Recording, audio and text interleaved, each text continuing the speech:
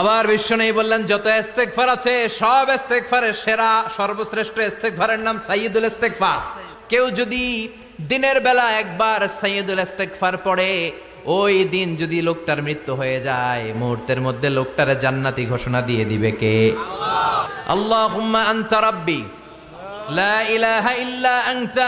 বিশ্বনবী প্রতিদিন 70 বারেরও বেশি ইস্তেগফার পড়তেন। শুধু টয়লেটে যে মুহূর্তে থাকতেন ওই মুহূর্তে পড়তেন না, টয়লেটে ঢুকার মুহূর্তে বিশ্বনবী ইস্তেগফার পড়তে পারতেন না, তাই টয়লেট থেকে বেরোয়েই তিনি ইস্তেগফার পড়তেন। তিনি পড়তেন গফরানাক। কি পড়তেন? গফরানাক মানে হলো আস্তাগফিরুল্লাহ। গফরানাক মানে কি? গফরানাক মানে আল্লাহ আমি আপনার ক্ষমা চাই, মানে আস্তাগফিরুল্লাহ।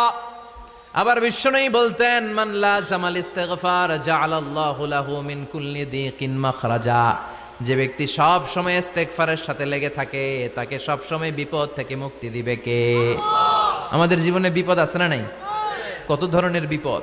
যে কোনো সময় অসুস্থ হয়ে যেতে পারি, যে কোনো সময় দুর্ঘটনার কবলে পড়তে পারি, যে কোনো সময় গুম হয়ে যেতে পারি।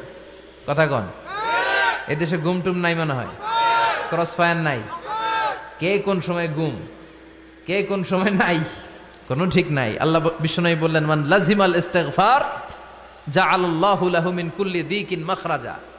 সব সময় যে ইস্তেগফারের সাথে আঠার মতো লেগে থাকবে, আল্লাহ তাআলা তাকে বিপদ থেকে সব সময় মুক্তি দান করবেন। সুবহানাল্লাহ পড়েন।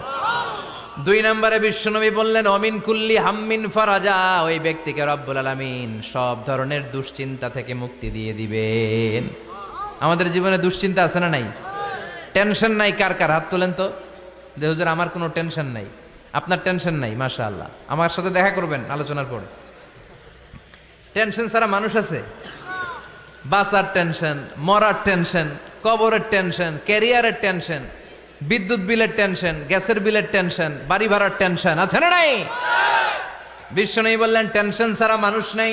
সব সময় আঠার মতো যে ইস্তেগফারের সাথে লেগে থাকবে, তাকে টেনশন মুক্ত করে দিবে কে?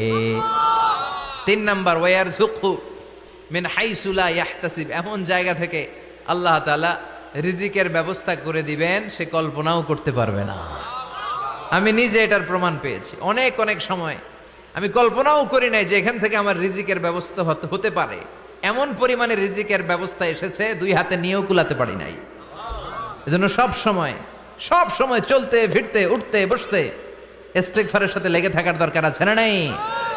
আবার বিশ্বনবী বললেন, সদা সর্বদা যারা সব সময় ইস্তেগফার পড়বে, আল্লাহর পক্ষ থেকে কোনো আযাব গজব তাদের উপর পাকড়াও হবে না। ওয়া মা কানাল্লাহু মুআযযিবাহুম ওয়া হুম ইস্তাগফিরুন। সুবহানাল্লাহ।